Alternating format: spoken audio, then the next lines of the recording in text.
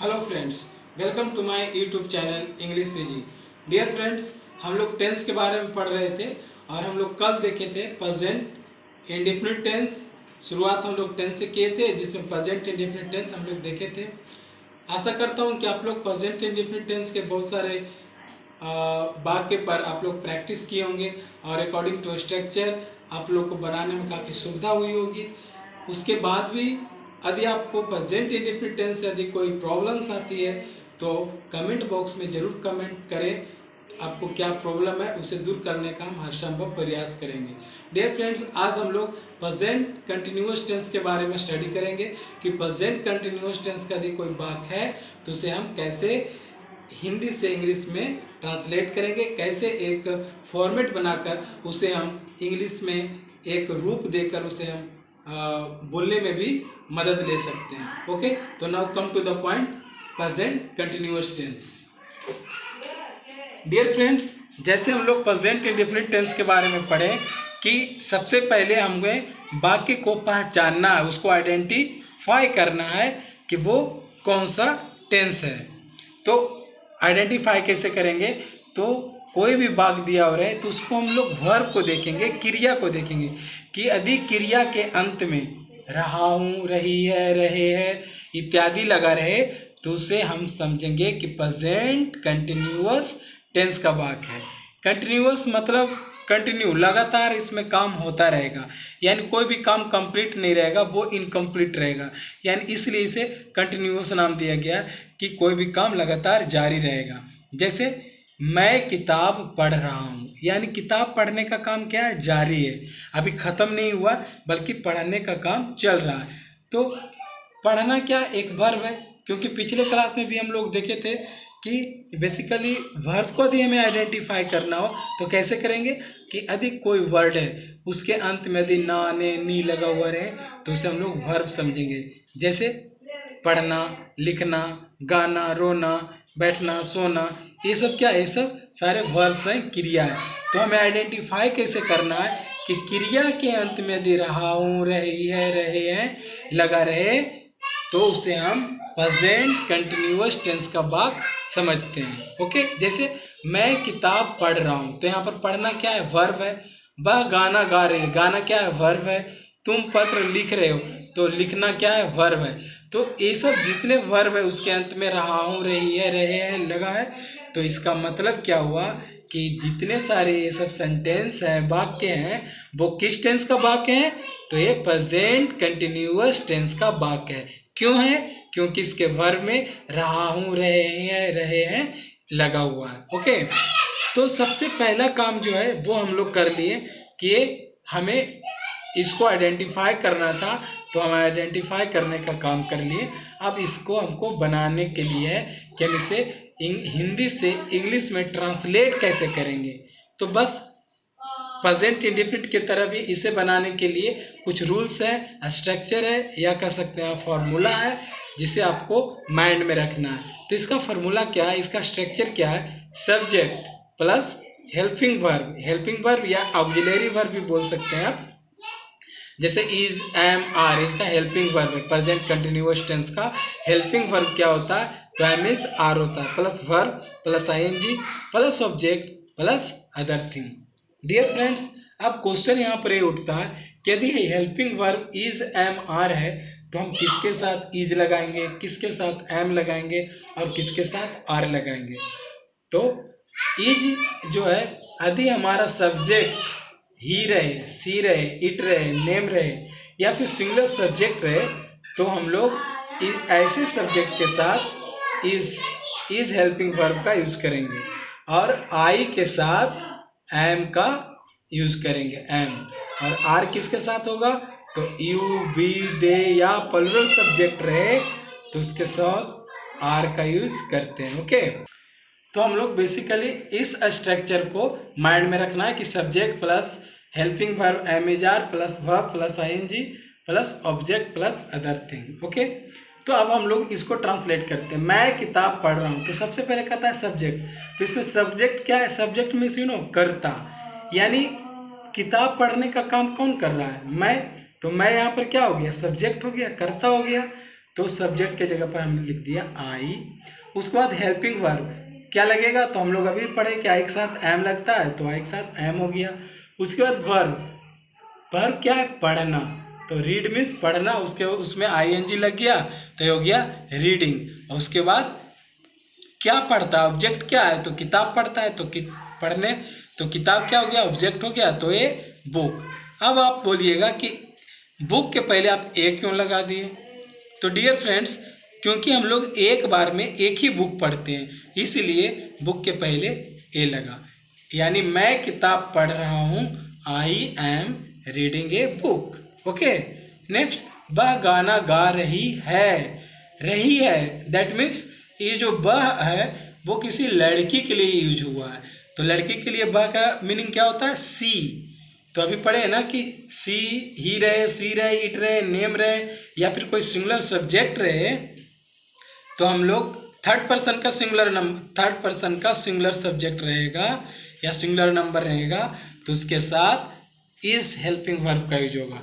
तो सी इज, उसके बाद वर्ब क्या है, गाना, तो सिंग उसमें एनजी लग गया तो सिंगिंग, और उसके बाद गाना मीन्स ए, गाना ए सॉन्ग, यानी she is singing a song. Next, तुम पत्र लिख रहे हो, तो यू,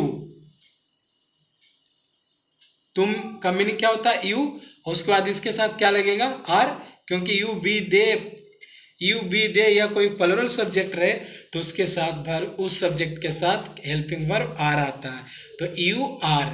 लिखना का meaning write, I N G लग गया, राइटिंग, उसके बाद ए लेटर, क्योंकि एक बार में एक लेटर लिखता है, समझ गए। तो तुम पत्र लिख रहे हो यानी you are writing a letter. Dear friends, ये था हमारा बेसिकली सिंपली अफर्मेटिव सेंटेंस। अब यदि हमारा इंट्रोगेटिव आ जाए, निगेटिव सेंटेंस आ जाए, या इंट्रोगेटिव निगेटिव आ जाए, तो उसको हम कैसे बनाएंगे, तो करना कुछ नहीं है डियर फ्रेंड्स, आपको मेन बेसिकली इस स्ट्रक्चर को माइंड में सेट कर लेना कि यदि मेरा प्रेजेंट कंटिन्यूअस टेंस का सेंटेंस है, वाक्य है, तो subject plus am is are plus verb plus ING plus object plus other thing. अब इसी पर सारा खेला है। यदि मेरा इंट्रोगेटिव स्ट्रक्चर रहे, यानी इंट्रोगेटिव यानी प्रश्नवाचक कोई यदि वाक्य रहे, जैसे इसी को हम लोग लेते हैं कि मैं किताब पढ़ रहा हूँ, तो ये अफर्मेटिव सेंटेंस है। लेकिन यदि इसको इंट्रोगेटिव बनाएंगे तो क्या बोलेंगे कि क्या मैं किताब पढ़ रहा हूँ, क्या मैं किताब पढ़ रहा हूँ। तो जैसे ही इंट्रोगेटिव आ जाए, प्रश्नवाचक वाक्य आ जाए, तो डियर फ्रेंड्स करना कुछ नहीं है, सिर्फ इस हेल्पिंग वर्ब को, ये जो सेकेंड नंबर में आया है, इसको फर्स्ट नंबर में लाना है। तो एम इज आर को आगे निकाल देंगे, यानी फर्स्ट नंबर में रखेंगे, उसके बाद सब्जेक्ट, उसके बाद verb plus ING plus subject plus other thing, same चीज़ वही रह जाएगा इंट्रोगेटिव स्ट्रक्चर में। देखिए यहाँ पर हेल्पिंग वर्ब को मैंने आगे किया, फिर subject plus verb plus ING. यदि हम इसको यहाँ पर थोड़े समय के लिए ढक दें तो क्या बच गया, subject plus verb plus ING object. अभी देखिए इसको ढक दें तो क्या बचा, subject plus verb plus ING plus subject, यानी सेम चीज़।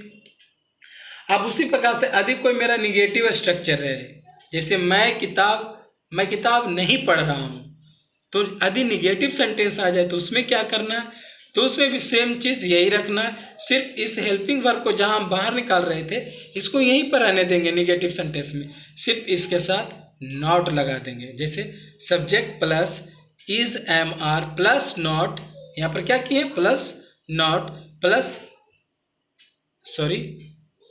Verb plus ING plus object. Okay, तो इसको हम क्या बोलेंगे कि आई एम, हेल्पिंग वर्ब के साथ क्या बोल रहा है लगाने के लिए, नॉट, तो यहाँ पर लगा देंगे नॉट, तो आई am not reading a book. Okay, जैसे यहाँ पर देखिए आई am not reading a book. Okay, उसके बाद अब एक सेंटेंस इस तरह से आएगा कि इंट्रोगेटिव भी रहेगा और निगेटिव भी रहेगा, तो उसको कैसे बनाएंगे।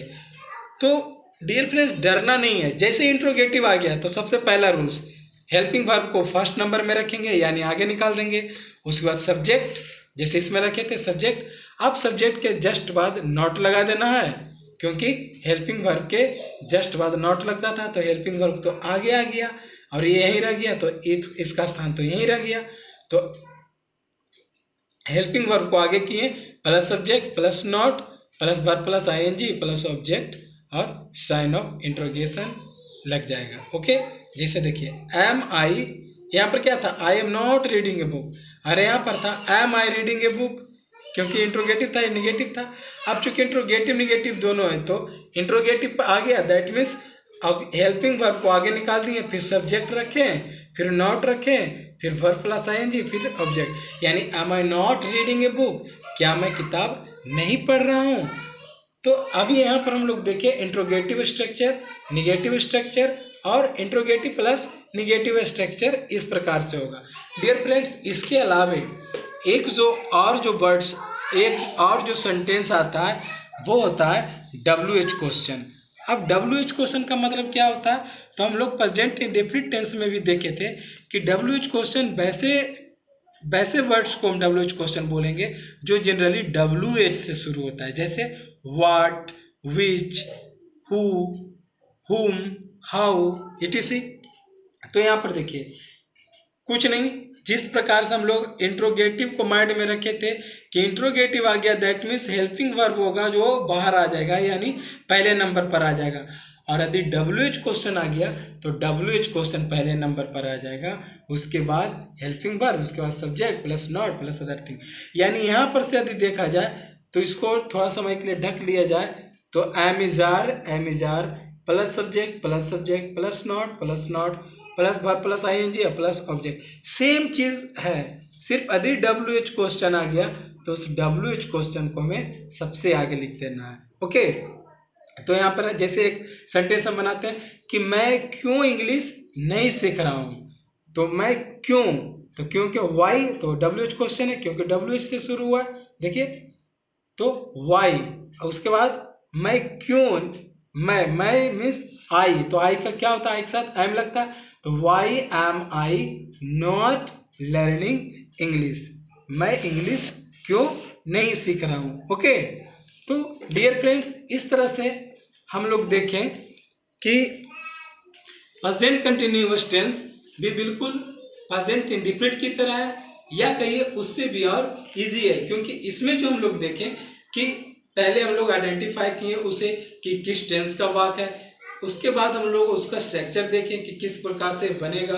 अब उसका the helping verb am is are है, तो एम किसके साथ लगेगा, इच कौन से सब्जेक्ट के साथ आएगा, आर कौन से सब्जेक्ट के साथ आएगा, ये सारे चीज का हमने आपको बहुत ही मतलब अच्छी तरह से आपको हम बताएं। और इंट्रोगेटिव निगेटिव WH क्वेश्चन सारे सेंटेंसेस पर एक एक एग्जाम्पल दिए। तो डियर फ्रेंड्स, आई थिंक आपको प्रेजेंट कंटिन्यूअस टेंस, अब आप कोई भी एक बुक उठाइए और उस पर प्रेजेंट कंटिन्यूअस टेंस का कोई भी वाक्य हम समझते हैं कि आप बना पाइएगा। और आपके लिए मेरे पास कुछ 2-4 सेंटेंस है, वाक्य है, जिसे आप घर पर होम टास्क के रूप में ले सकते हैं और इसे आप बनाइए। और यदि इसमें आपको कोई प्रॉब्लम होता है तो आप कमेंट बॉक्स में अपना प्रॉब्लम हमसे मेरे साथ शेयर कीजिएगा। ओके, यहाँ पर आपके लिए कुछ सेंटेंस है जिसे आप स्क्रीनशॉट भी ले सकते हैं, जैसे फॉर प्रैक्टिस, राम क्रिकेट खेल रहा है, तुम बाजार नहीं जा रहे हो, क्या मैं चाय पी रहा हूँ, राधा क्यों कपड़ा नहीं धो रही है। आप इसे स्क्रीनशॉट लेकर आप घर पर आप होम प्रैक्टिस भी कर सकते हैं कि यदि आप ये 4 तरह के सेंटेंस बनाने में यदि आप बना लेते हैं तो आप समझिए कि प्रेजेंट कंटिन्यूअस टेंस आपको इस तरह से आपको माइंड में कंसेप्ट उतर गया जिसे आप फिर कभी नहीं भूल पाएंगे। ओके, तो डियर फ्रेंड्स, आज का जो हमारा जो वीडियो है, आज का हमारा जो क्लास है प्रेजेंट कंटिन्यूअस टेंस का, वो आई थिंक आपको समझ में आया होगा और इसे आप अच्छी तरह से आपके माइंड में कंसेप्ट बना होगा कि हम प्रेजेंट कंटिन्यूअस टेंस का कोई भी वाक्य को हिंदी से इंग्लिश में ट्रांसलेट कैसे करेंगे। तो डियर फ्रेंड्स, यदि आज का वीडियो आपको पसंद आया हो तो लाइक कीजिए, सब्सक्राइब कीजिए और अधिक से अधिक शेयर कीजिए, क्योंकि मेरा रिक्वेस्ट भी है कि जितना ज़्यादा आप शेयर कीजिएगा उतना ही ज़्यादा ज़रूरतमंद स्टूडेंट को टेंस सीखने को मिलेगा, टेंस वो सीख पाएंगे। Okay, till then bye bye, see you, stay home, stay safe.